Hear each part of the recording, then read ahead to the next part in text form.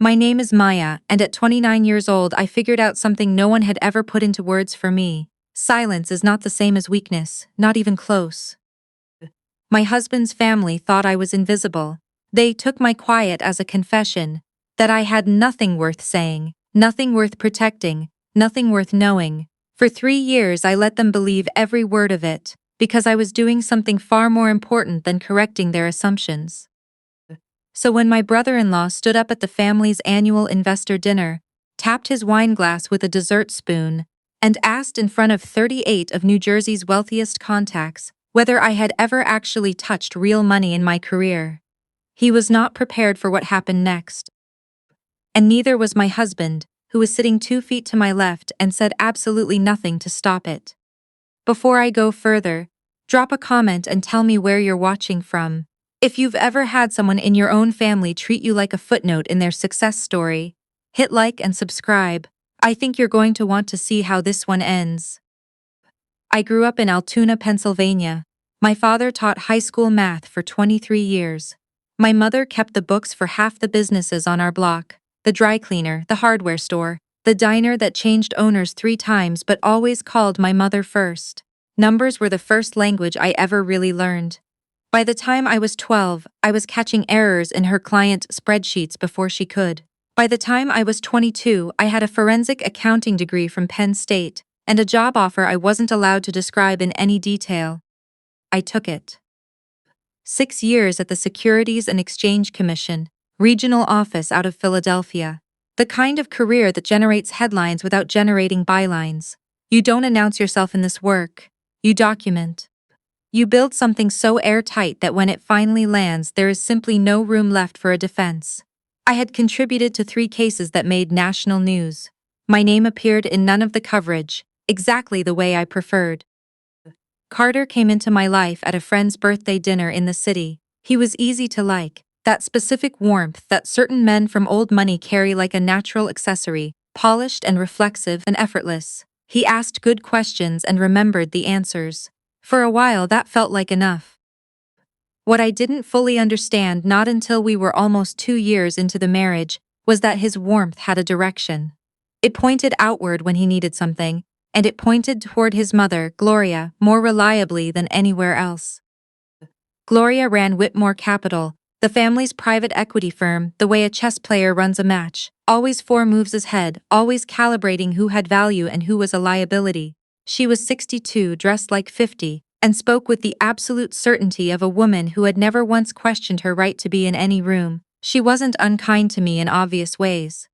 She was unkind in the way expensive people often are, through omission, through the light but unmistakable signal that my presence at her table was something she tolerated rather than chose. Carter's brother Griffin was worse, but he was worse out loud. Griffin was 34, a former analyst who had turned a middling track record at a second-tier hedge fund into a managing director title at Whitmore Capital, purely by virtue of being Gloria's son and nobody's fool about it. He wore his confidence the way some men wear too much cologne, thick and aimed in the wrong direction. He liked to corner people at family events and run what he imagined were witty interrogations about their professional credentials. He had done this to me 4 times across 4 investor dinners. Each time I answered vaguely. Each time he walked away satisfied that he had confirmed his working theory.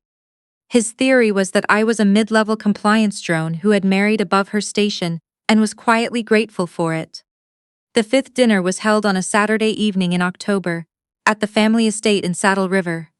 12,000 square feet of Georgian colonial, a circular driveway, fresh hydrangeas in every room, a dining table that sat 40 under a chandelier that probably cost more than my first 2 years of salary combined.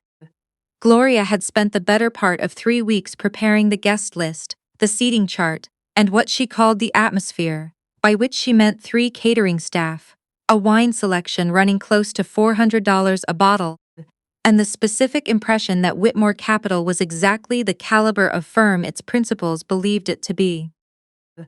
The most important guest was a man named Stuart Calloway, founding partner of Aldgate Capital, one of the largest institutional investment firms on the East Coast. Gloria had spent 6 months engineering an introduction. Stuart was the reason for the hydrangeas. What Gloria did not know was that Aldgate Capital had appeared in my professional orbit 11 months earlier tangentially, during a pattern analysis related to a broader inquiry. Stuart had been cleared, Whitmore had not yet received the same news. And I had not known, until I walked into that dining room and saw his name card 2 seats from mine, that he would be at this table. I kept my face neutral and sat down. Carter sat to my right in a new charcoal suit. His mother had strongly suggested he buy for the occasion. He had laughed about it on the drive over, and I had smiled, and for a moment that had felt like the version of our marriage I still wanted us to find. Then we walked through the front door. Gloria kissed his cheek first, and his attention went with her and stayed there. Dinner moved with the particular ceremony of these evenings, deliberate, formal, everyone performing the version of themselves best suited to the room. The first course arrived. Gloria circled the table like a hostess from a film set, depositing precisely calibrated remarks beside each cluster of guests. She stopped behind my chair twice. Both times she introduced me to someone nearby as Carter's wife and followed it with the line I had heard 11 times by then. She works for the government, one of those financial oversight positions. Nothing glamorous, but she keeps busy. The second time the woman she was speaking to offered me a sympathetic smile and said it sounded stable at least. I said thank you. Carter was 6 inches away from me both times. He did not say a word. By the time the main course arrived, the room had reached that specific temperature of self-satisfaction that forms when wealthy people spend enough time confirming to each other that they belong together. Stuart Calloway had been polite and quiet throughout, the kind of man who listens more than he speaks and means something deliberate by the ratio. I had caught him glancing in my direction twice. I didn't know what he saw when he looked at me. I was wearing a dark blazer, a simple pearl earring, my hair pulled back. I looked by careful design like exactly what Carter's family had told everyone I was. Then Griffin stood up. He did it the way he did everything, with theater. The spoon against the glass, the pause while the room quieted, the slow scan of the table to confirm he had everyone's attention before he used it. He looked at me, he was smiling. It was the smile of a man who has already decided he's won. I want to take a moment, he said, resting one hand flat on the table, to acknowledge the kind of dedication it takes to show up to a room like this when you're completely out of your depth. A few careful chuckles from the civilians at the far end. The fund managers went still. My sister-in-law is in compliance, he continued, drawing the word out slowly. Government side, you know the type. The people who show up after the real work is done to make sure everyone filed the correct paperwork on time. He tilted his head at me, something like sympathy arranged on his face. Be honest. Have you ever actually been in a room where real capital moved? Or is it all just reviewing spreadsheets in a beige office in Philadelphia? The table went quiet in a specific way, the kind where everyone heard and nobody knows where to put their eyes. I kept my hands flat on the tablecloth. My heart rate was steady. My face gave him nothing. Gloria touched her napkin to her lips and said lightly that she thought they should let the guests enjoy dessert. Her tone carried the subtext that everyone at the table understood. She wasn't stopping it, she was managing appearances. I turned to Carter. He was looking at his plate. Not at me, not at his brother, at his plate. That was the moment. Not the public humiliation, not Griffin's smirk, not Gloria's practiced non-intervention. Carter looking at his plate was the moment I understood, with complete and final clarity, that the marriage I believed I was in had never fully existed. I had been accommodating a performance of a marriage, and the performer had just shown me, in front of 38 witnesses, exactly what he was willing to do when it cost him something. I turned back toward the center of the table. Stuart Calloway had not looked at his plate. He was watching me. His expression had changed during Griffin's remarks. Not to discomfort, but to something considerably sharper. The look of a man who has just recognized something he wasn't expecting to find. He set his fork down. The table was beginning to recover, side conversations restarting, someone asking about the dessert course when Stuart spoke. He didn't need to raise his voice. Before we move on, he said, I'd like to ask you something directly. He was looking at me. The room went quiet again. You're in financial oversight, not quite a question. Compliance adjacent, I said, careful. The way I had trained myself to be in rooms with the wrong listeners. He nodded once. I spoke at a closed-door conference in Washington about 2 years ago. SE hosted Advanced Fraud Detection Methodology. A pause. You gave the keynote address. The silence that followed was a different quality than the silence before. I watched Griffin's face change. The smile went first, drained out of it, the way water drops out of a glass when you tip it past the point of no return. Then the color, then the particular set of his shoulders that meant he believed himself untouchable. I presented findings from a multi-year pattern analysis, I said, addressing Stuart and no one else. I remember the conference. Stuart looked at me for a long moment. Then he turned to Gloria and said, very evenly, that he thought he had underestimated the level of expertise at the table this evening. Gloria's smile stayed in place, the corners went rigid. Carter's head came up slowly like a man surfacing from water. I picked up my water glass, took one small sip and set it back down without a sound. The drive home was 40 minutes on a clear night. Carter made it in 32. He didn't speak until we turned onto our street, and then he spoke all at once. That he was embarrassed. That I had embarrassed his family. That whatever I thought I had accomplished by letting that play out in front of Stuart Calloway, it had cost them a relationship his mother had spent half a year building. He said I should have handled it privately, quietly, not like that. I didn't answer any of it. Not because I didn't have answers. Because the conversation I needed to have with Carter required conditions that were not available in the front seat of a car going 40 miles an hour at midnight. The real conversation came 2 days later, when Gloria arrived at our house with an attorney and a document she referred to as a protective separation agreement. She sat at my own kitchen table, in a blazer that probably cost $4,000, and explained, with the patient tone of a woman who delivers bad news regularly and finds it untroubling, that Carter had decided, after considerable reflection, that the marriage had run its course. The agreement was 11 pages. Her attorney had written it to move fast. $12,000 lump sum, plus the contents of our joint checking account, which held roughly $4,000 more. In exchange, I would waive any and all rights to Carter's assets, the family trust, and any claims against Whitmore Capital or its affiliated entities.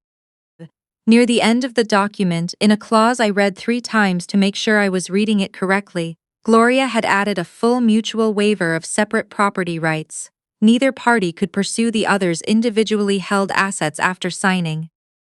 She had added it because she was afraid I might try to claim some portion of a future fund close. She had no idea what my individually held assets looked like. 6 years of federal salary, the bonus structures that accompany successful enforcement actions, which are paid quietly and accumulate faster than most people expect. 7 years of disciplined investment in defense technology and financial infrastructure sectors, areas I understood, professionally, better than most fund managers in that dining room. My net worth was not a number I discussed at dinner parties. It was not a number Carter had ever thought to ask about, because it had never occurred to him that I might have one worth asking about. The mutual waiver Gloria had written to protect her family from my claims had simultaneously and permanently sealed my assets from any future claim her son might raise. I asked for 24 hours to review the agreement. Gloria started to object. I mentioned calmly that I had the legal right to review any agreement before signing. She subsided. I called my attorney that evening, a woman I had worked with on 2 prior cases, who understood the full scope of my financial picture. She read the agreement in under an hour. She called me back and told me, with some amusement in her voice, that I should sign it exactly as written. I did. The enforcement action on Whitmore Capital came 6 weeks later, a trading halt on affiliated securities, filed on a Tuesday morning, 11 minutes after the market opened. By 10 o'clock, limited partners were receiving calls. By noon, Carter's attorney had reached my attorney asking what I knew and when. I had known because I had spent 3 years helping to build the documentation that triggered it. Not as the lead, my role had been analytical, pattern-based, the kind of contribution that doesn't carry a name in the press release. But the fund disclosures that had been materially misleading, the investor communications that had omitted federally required information, the personal account activity of 2 managing partners, including Griffin's, had all been part of a structure I had helped map from the inside. Gloria's claws protected me from any entanglement in what followed. Carter showed up outside my apartment 3 weeks after the halt. He was on the sidewalk in the early morning, in a coat he'd owned since before we met, looking like a man who had not slept properly in weeks.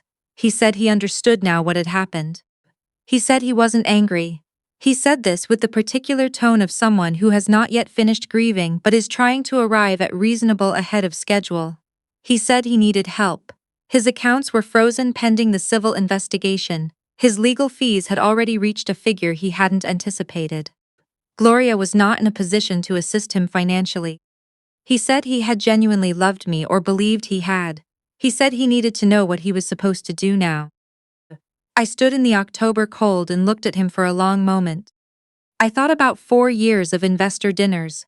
I thought about the night of the 5th one, Carter's eyes on his plate while his brother used me for sport in front of 40 people. I thought about the kitchen table, the 11-page agreement, Gloria's attorney explaining the terms to me with patient condescension, while my own attorney was already reading the same document and laughing. I told Carter I was sorry for the parts that had been real, the parts where he hadn't understood what he was choosing or what he was losing. I believed those parts existed.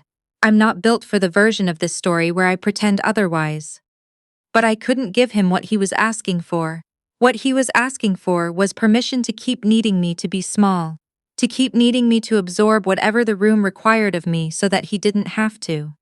That had been the arrangement from the beginning, and the arrangement was finished. I wished him well, I meant it.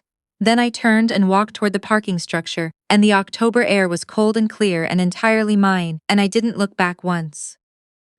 The thing I've spent the most time thinking about since, more than the enforcement action, more than the moment Stuart Calloway recognized me, more than the look on Gloria's face when she handed over a document she believed was a trap she was setting for me, is the smaller moment.